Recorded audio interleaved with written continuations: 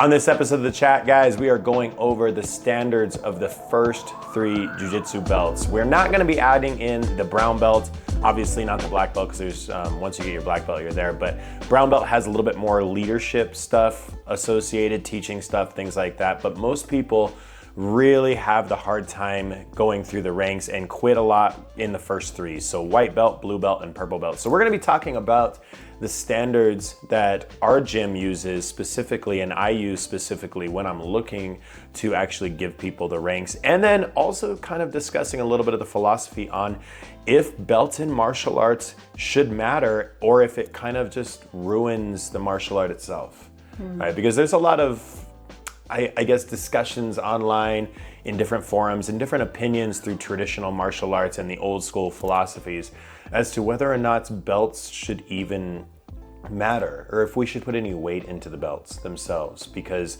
it gives people kind of like the wrong reason to focus on doing the martial arts to begin with. Okay. So to start it off, in my opinion, and the opinion of most of our coaches here, the white belt is by far the most important belt in all of jiu-jitsu, right? Because most people don't even start. All right, most people are too afraid to start. They started off and they realize how hard jiu-jitsu is, how much of a time commitment it takes, and they automatically quit, right? You know, a couple weeks or whatever. And we see a huge percentage of the individuals who come in quit right away with white belt. Like I would say that I think the statistic is like 70 to 80% don't even make it to blue belt. Is that because they don't get ranked, like they don't understand the rankings, and because they're not being promoted quickly enough that they decide to bail on it? Or is it just because it's like, oh, this is far more work than I anticipated and I think it's that. I think a lot of people, especially more modern people now, and modern I mean like our recent generations, it's much harder to get people to commit to anything. Anything that requires a commitment, requires a lot of work, requires sacrifice, and things like that just doesn't appeal to people. People want the right now, my 5-minute Big Mac, type thing, like your fast food, like everything has to be instantaneous, instant gratification on everything. And when people realize it's like, oh, like this is a mountain and I am climbing it. Then they're like, yeah, I don't really know if I want to climb this mountain. Okay. And they don't really see all the benefits that you gain from it. They don't see the journey. They just see the destination is really far and they don't want to continue. And it's something that it's frustrating as a coach because you want people to be successful and you want people to get the growth and achieve the things that you yourself achieved, like the benefits, the physical, the mental, the emotional, everything that you got out of it. But it's almost like if you're a parent and you have a child and you know that your child is making a mistake in like the lessons, but you yourself learn. Yeah, you kind of have to let them do it, but you kind of have to let them experience things, but you really, really hope that they stay on the path that you stayed on to learn like from the mistakes. Yeah. But a lot of them don't. And it's like, but you can't force them to walk the path. Yeah. But at the same time, you really hope, you want to encourage them as much as you can. So the standards that we go through, and these standards are what we look for as coaches when we're ranking people up. So to start it off, the white belt, okay? Like I said, most important belt when you're first starting, and it's probably the belt that you probably, I would say, have the biggest gain in knowledge at. All right, it's because you're going literally from zero, ramping straight up in knowledge, and then as you get to the higher belts, that knowledge increase kind of tapers off over time, right? So you're not making as big of like a knowledge gain over time as you were at white belt, because at white belt you're learning everything for the first time, and then blue belt, purple belt, and so on. You're adding tweaks to it, you're adding details to it, you're learning timing and stuff like that, but it's not this huge increase. Yeah. And to start off, most affiliations, including our own, have a time requirement for each belt. I don't care if you came in as a D1 wrestler. I don't care if you came in as a judo black belt. I don't care if you came in as, just a phenom at it.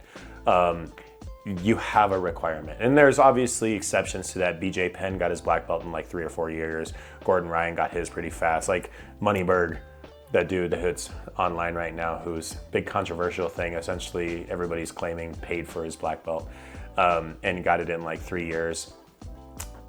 I don't know. There's weird things. Honestly, if Derek Moneyberg guy or whatever his name is, if you want to give me $1 million, I'll give you a black belt too. Right. Like I am not at all gonna say like, oh, I'm honor bound to do that. No, screw that. So you give me $1 million, I will get you a black belt tomorrow. No, but for real though, it's something that I want everybody to kind of think about when you're doing this is the white belt itself, the process going through this should be all about survival, because you are just getting all of your knowledge base started.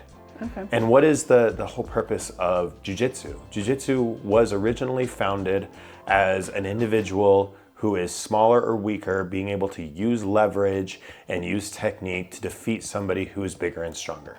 So the whole premise around the very beginning of it is survival. Okay. So if you're coming in and your goal is like, well, I should be tapping out other white belts and I should be tapping out blue belts and so on to become a blue belt, that's not really the case. It's our coaches look at how do your techniques come out when you're on bottom? Like, how do you fall when you get taken down? Like, are you doing your break falls? How is your ability to stay composed and breathe? And then more than anything, how do you apply all of this? Okay. This is like, so as a coach, I'm not looking at these white belts and being like, you need to beat up every other white belt in the gym in order to be a blue belt. It's okay. like, there is a standard to it. There is like, I don't want a white belt who can't actually defend themselves to be a blue belt. Yeah. I have to see some proficiency. But it's not like a standard of like, you need to win a championship or something like that at white belt to be a blue belt. It's nothing like that. It's like, I don't believe in the metric of who you can beat automatically determines where you are. Because then you just bring in a D1 wrestler, a judo black belt, or an MMA fighter who doesn't really have quote unquote traditional jiu-jitsu. And they're gonna run all of the white belts. Yeah. And it's like, so that guy gets a blue belt and all of the other white belts. Well, until you beat that guy, you don't get a white belt. Oh, I'm sorry. Or I'm sorry, you don't get a blue belt. So it's like, it doesn't make sense. Yeah. So that metric in it doesn't make sense. But there's a lot of individuals out there who believe that who you can beat determines what your rank is. And I completely disagree with that, because there's always going to be somebody better than you. It's like, okay, well, I can't beat Gordon Ryan in a jiu-jitsu match, so am I not a black belt? No. Right? No, I'm not. So No. It's like he's the only black belt that's allowed to exist. Correct. Everybody below him, it's a hierarchy, and there's only one brown belt that's allowed to exist, and one purple belt that's allowed to exist, and one blue belt, and everybody else is white belts, because none of us can beat each one of those guys at each rank. Yeah. It's like, it's the so other stupid. thing that you guys see in the gym too is you have people that are really proficient at like leg locks or arm bars or like certain things, right? So this white belt that maybe is super proficient in an arm bar could arm bar everybody in the gym, but they can't do anything else. Or they can leg lock everybody in the gym, but they can't do other things, right? Well, that's actually going into the kind of like the higher belts. If you're a white belt and you can armbar anybody in the gym, you're not a white belt. Like, I'm sorry, but the foundational knowledge that's required to get to those positions and be able to execute like an armbar on everybody in the gym, it means that you know more. It's like building a house and be like, everybody can build a roof. And it's like, okay, well, nobody can build a roof unless you have a foundation. Right? True. And if everybody's arm barring, that means that all the foundational processes before an arm bar that got you to the arm bar are all known. Right? Well, I used armbar leg because they're the fancy, gimmicky moves that everybody loves and wants to do and goes home and I think you mean leg locks, right? Huh? You think you mean leg locks, right? What did I say? Arm bars.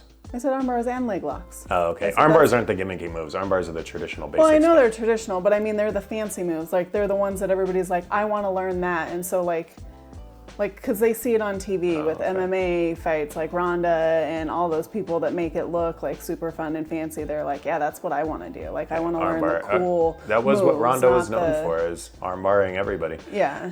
But everybody on the jiu-jitsu comments are going to be like, that's not fancy. That's not. Cassie is in the fitness space. She's not in the jiu-jitsu space. She does Muay Thai as well, but she's not in the jiu-jitsu space. So don't come after her in the comments. But whatever. Yeah, it doesn't matter. Yeah, actually do come after her in the comments. But so here's the thing. So when you're first learning jiu-jitsu, starting out as a white belt, biggest thing that we're looking for is survival. How do you survive? Are your frames in the right spot? Are you doing this, flailing around with your arms, being crazy, using all of your strength and stuff like that? That's not what we're looking for. I don't care about that. In fact, I don't want to see that. I want you to be able to use your technique, use what we're teaching you. And if you're coming from a different martial art, don't use it. Well, I'm a judo black belt and I'm going to use all of my throws and stuff. And it's like, okay, cool. Well, that doesn't necessarily help you when you're on your back. Yep. Like, if you don't focus on that. Yeah. Same with wrestling. That was one of my biggest faults coming in, is I came in from a wrestling and MMA background, started in jiu-jitsu, and I had 3 to 4 years of wrestling, 4 years of wrestling and 3 years of MMA before I ever started jiu-jitsu. And what did I do? Double-legged everybody, got on top and smashed. And my coach, he was so angry at me. He told me, he's like, you know what? If you want your next belt, you're going to be on your back, and I don't want to ever see you. And if you sweep somebody and you get on top, you grab them and you pull them back on top of you. Like, I don't care if you swept them and you got on top. Collect your points if you need to. Grab them, put them back on top of you, because you're not learning anything. It's like your goal here when you're coming in is to not show everybody your skills from a different thing, different martial art. Oh, I'm a D1 wrestler. Oh, I'm a judo black belt. I'm a whatever. It's to learn the art that you're in. We went over this in the pet peeves, I believe, where we were talking about the people who come in doing like kung fu and taekwondo to Muay Thai, and then when we go to sparring, they're all just doing their own thing. And you're like, well, what are you here for? Yeah. Like, that doesn't make any sense. You're not learning anything. All right, so that's white belt. Blue belt, we're going to the next one. Blue belt is where you start putting things together. Like, you should know all of your basics for survival at white belt. You should be able to defend yourself. You should know your frames. You should know how to shrimp and move out from bad positions and control somebody, things like that. Blue belt is where you start attaching like submissions to it. All right, so I'm gonna start, now that I've escaped this position, now that I've been able to control this individual, can I execute this submission without losing the position? There's a lot of people who will take, like, they see the back and they just jump on the back, and then before they know it, the other person just lifts up and they go right over the top, and then they're on their back and they're fighting out of a bad position again.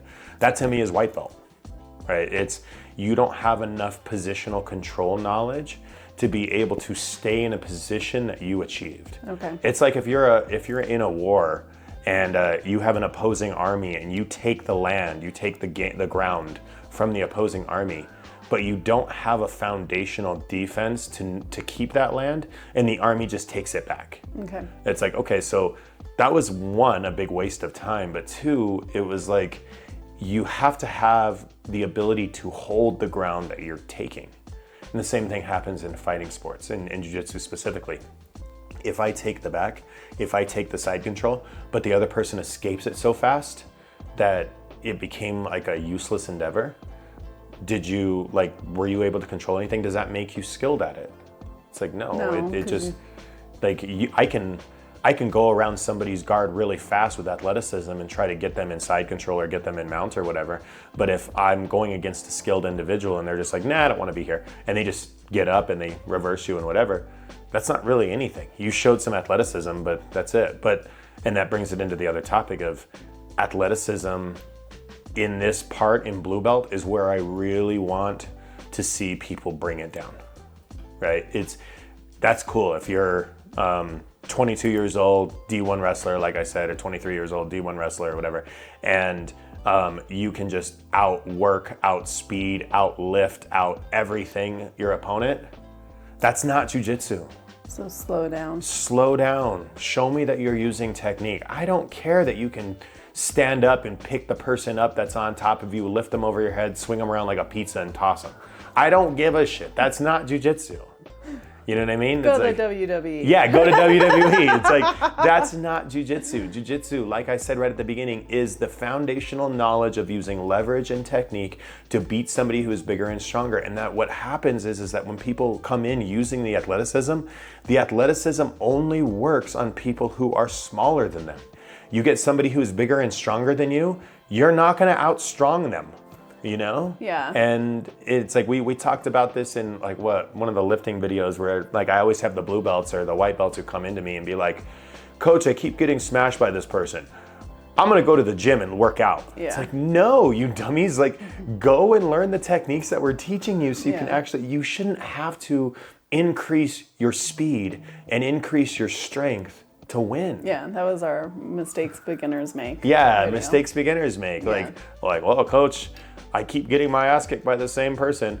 I'm gonna go lift more weights. It's like, come on, guys. Go get stronger. It's like, no, don't do that because that doesn't actually teach you anything. Yeah. So that's the standards for blue belt. We're putting things together. We're starting to learn the submissions. We're learning positional control, and we're applying all of the survival escapes and everything from white belt into that. But then, like I said, that there's also the time requirement. Every belt. And we'll get to this towards the end, but every belt has a specific time requirement. You get to purple belt. Purple belt is where you're starting to become more versatile. It's, I can fight off of my back. I can fight off of the top. I can engage in legs. I can engage in, just like inverted, maybe not necessarily inverted positions. Moves, the arm bars and the leg locks. But that's where that really starts, the arm bars. But that's where that really starts coming to play, right? Because as you're starting to get to purple belt, you really shouldn't have so many positional holes. So like when I was coming up, like I said, I was a wrestler. I would not be on my back for the life of me. I would you put me on my back and I was like a turtle. I was like, ah, and then like spun over and I was flailing. like, I am on my base like a cat, right? Is just like sitting there. And it's like, it doesn't matter if they're on my back because I am comfortable right here on my base, all four hands, on the mat. And it's like, no, purple belt is the belt where you should be getting comfortable being on your back, being on the top. If you're one of the smaller, I will say that this happens kind of like this. The bigger people tend to like to stay on top. The smaller people tend to like pulling guard. And it's because that at white belt, that's where you naturally find yourself. If you're bigger, you naturally are able to just push your way on top, so you get better at that. Okay. If you're smaller, especially females, you naturally find yourself more using the guard. So that becomes your comfortable like zone, right? And whatever that is, with a few exceptions, we have a heavyweight purple belt that because he didn't want anybody to basically say that he used his size and his strength, all he did was play guard. And he got really good at like deep half, lockdowns, leg locks, and like going like underneath, going to the truck position, the fancy stuff. That's the fancy stuff. But you'll see that people kind of tend to stick to whatever their like comfort zone is in their rolling. It's like, well, I always roll because I have a really good triangle. So I'm gonna always start in guard and I'm gonna get to this position. Stop doing that, all right? If you're good at it, stop it. Go to something else. Do something you suck at. It's like, that's what my first coach told me. He goes, Rick, if you want your next belt, you're gonna fight off of your back. And if you get on top, you better grab that person and pull them back on top of you. Yeah. Because that's where you are fighting from. You're gonna be so comfortable fighting off of your back that anytime somebody puts you on your back, it's gonna be like, all right, I'm here now. Yeah. Like, I'm gonna keep going from here. Okay. It's like, it doesn't matter. And that's what I wanna see at purple belt. All right, so purple belt is where you're starting to put everything together. You're trying to shore up the holes. If you have a strong area that you feel very confident in, I want you to stop doing it. All right, it's like, I'm a really good wrestler. Okay, cool, stop wrestling. It's like, if you're in a comp class and you're doing rounds, fine. Like, you're getting ready for competition, fine. Keep honing your wrestling, keeping it good or whatever. Yeah. But as far as practice and improvements, I don't want to see you doing the things that you're good at. Yeah. I want to see you doing the things that you suck at. Work it's on like, weaknesses. if what guard do you feel the absolute worst at? Oh, like, coach, every time I go into butterfly guard, people pass me. Cool.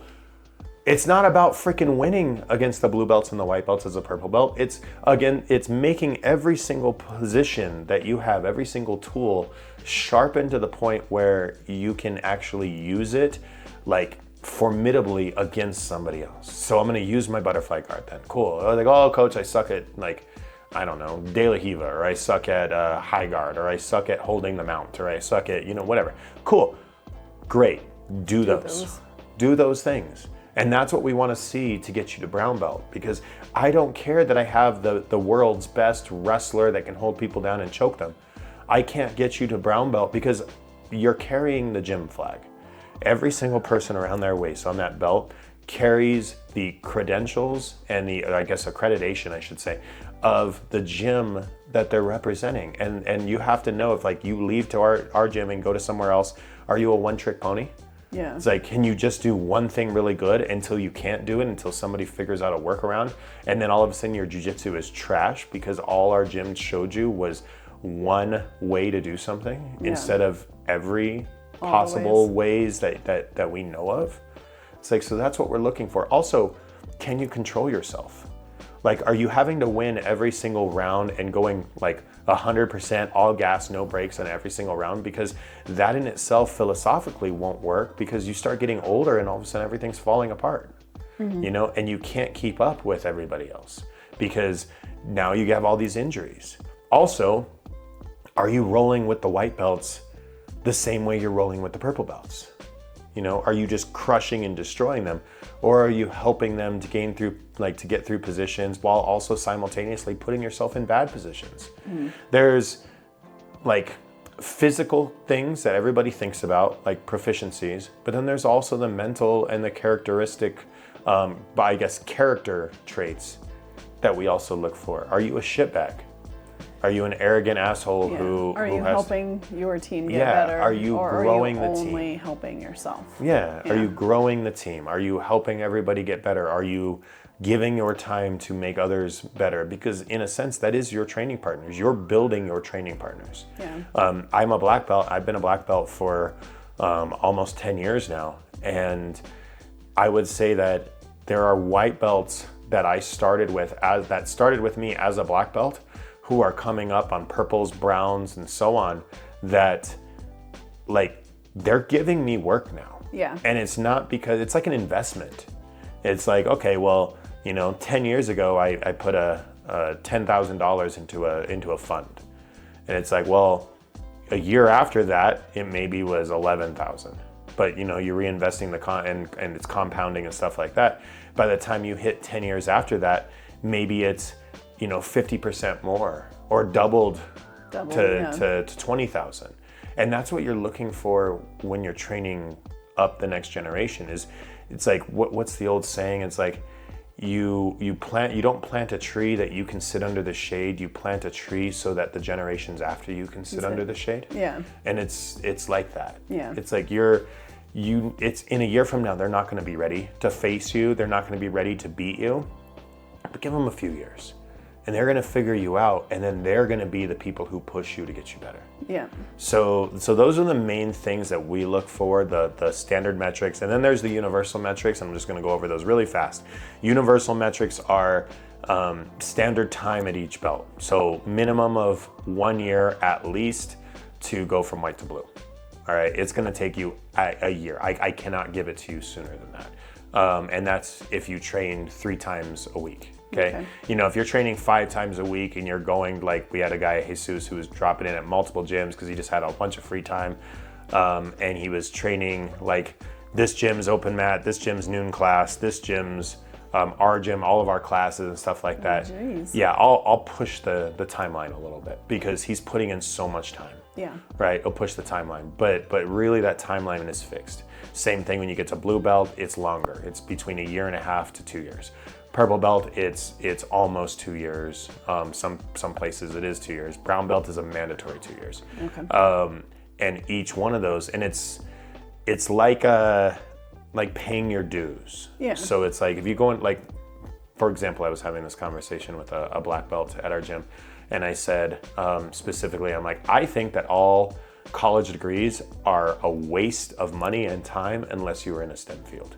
If you were doing science, technology, engineering, or math, medicine, any of those, then cool, get a degree, because obviously that's a very important field where you have to have some technical and deep understanding. Yeah.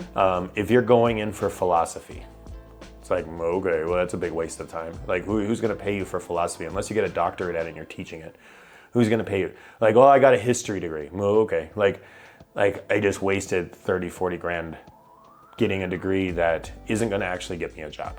But then that black belt friend of mine, Jeff, he corrected me on that, and he goes, well, a lot of employers want to see any degree because that it proves that you can stick to something for 4 years, do what you're told, and come out with like a satisfactory completion. Yeah. So it doesn't necessarily matter if it's history or basket weaving or philosophy or whatever, right? Basket weaving or whatever. It doesn't matter, because as an employer, it shows that you can dedicate yourself to something.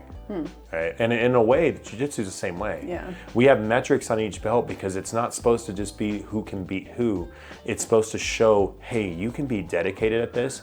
You can show control. You can show good character. You can show leadership. You can show all of these things to get you in that time frame to your next rank, because you represent your team. You represent your coaches. You represent everybody with that.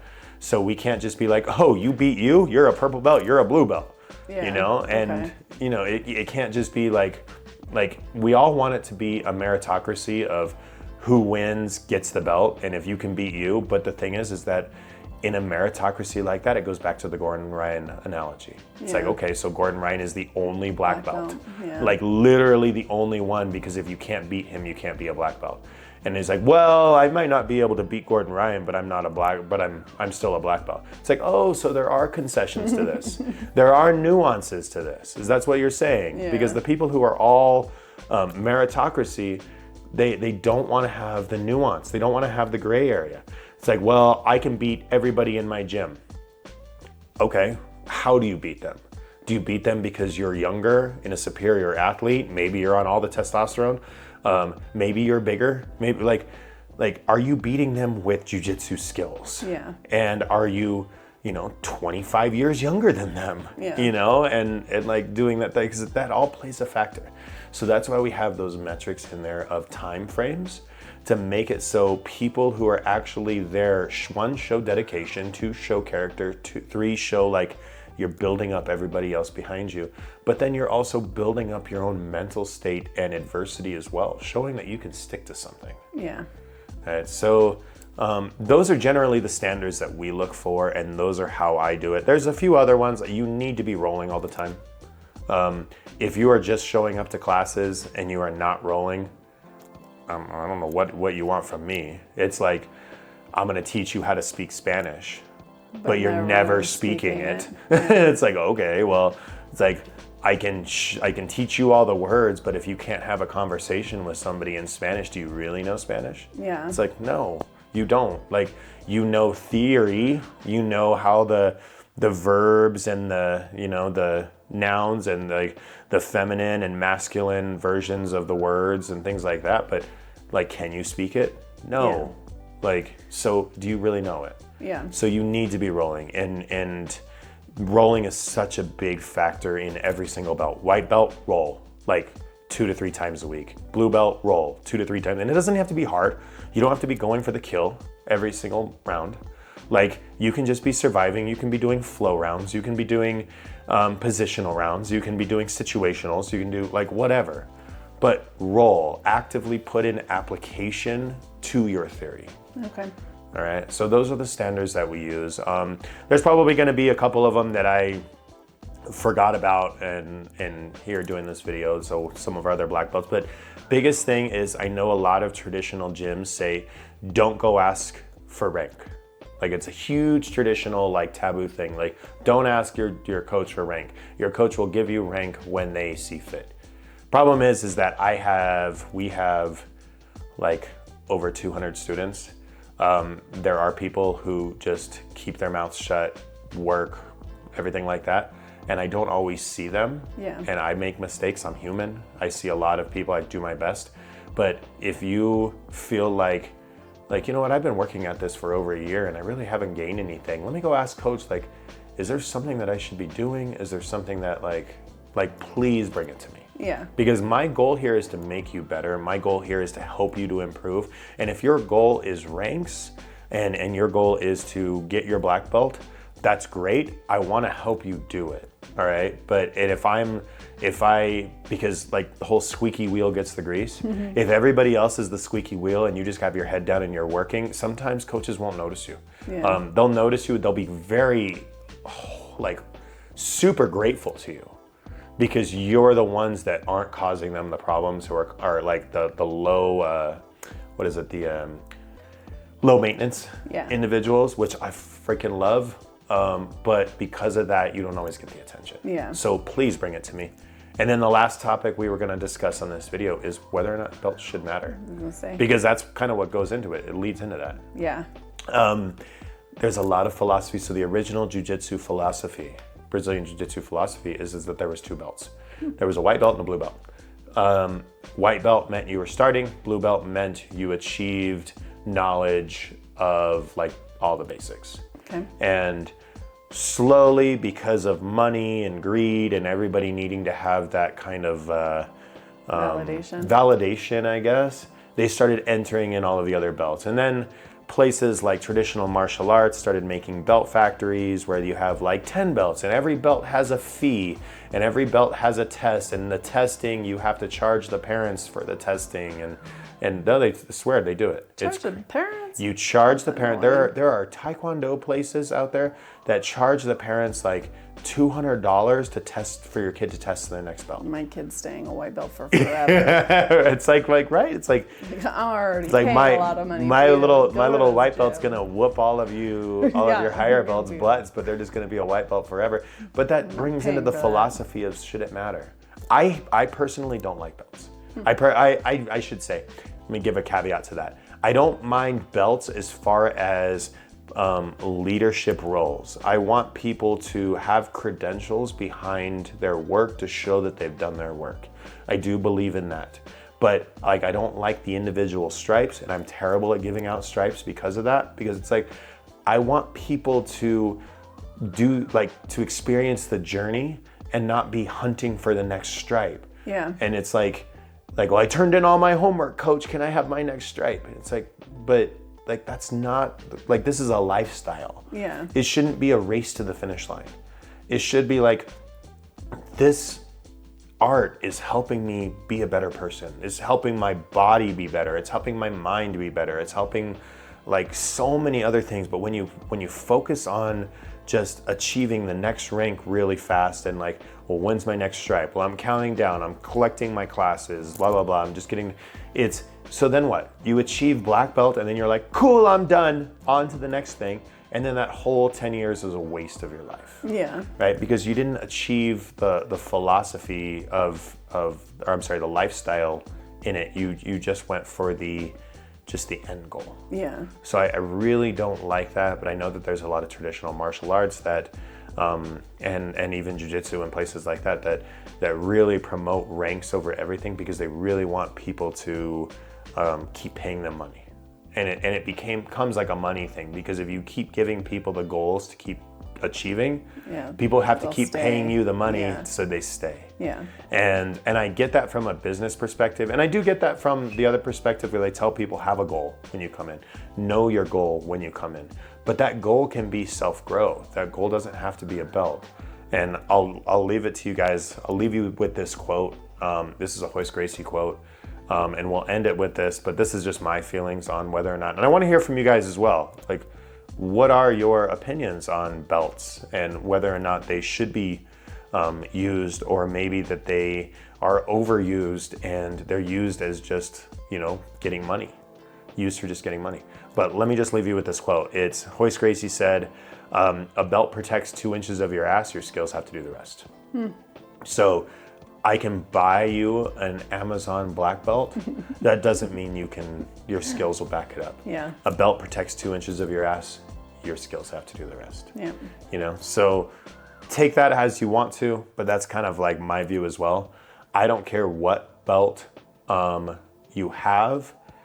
You should have the skills to be able to defend yourself and the martial arts like lifestyle to be able to continue to better your life. Yeah. And to me, I don't care if you have a purple, a blue, a brown, a black, a white, whatever.